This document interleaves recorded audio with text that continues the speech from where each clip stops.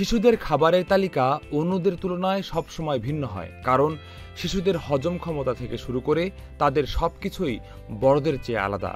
তাই শিশুকে খাবার খাওয়াতে হলে অবশ্যই চিন্তা করুন কি খাওয়াবেন আর কি খাওয়াবেন না।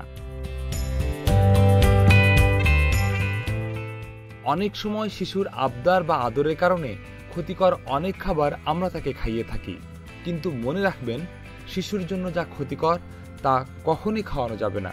তাই সাবধান হন। সবজি, ভাত, ডাল, আটার রুটি, সবজি বা মাংসের খিচুড়ি শিশুর সব ধরনের চাহিদা পূরণ করতে পারে।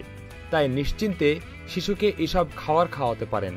শিশুদের মস্তিষ্কের বিকাশ ও শারীরিক বৃদ্ধির জন্য পুষ্টিকর খাবার দিতে হবে। সপ্তাহে 7 দিন শিশুদের রুটিন করে খাবার খেতে দিন। খাবার রেসিপিতে ভিন্নতা আনুন। এছাড়া ভাতের সঙ্গে ঘি, আচার, মিষ্টি জাতীয় খাবার দিতে পারেন। নুডলস, পাস্তা, হিমায়িত খাবার শিশুদের খেতে দেবেন না।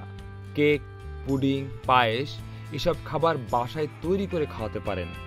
নুডলস, পাস্তা, হিমায়িত খাবারে অতিরিক্ত চিনি থাকায় শিশুর জন্য মারাত্মক ক্ষতির কারণ।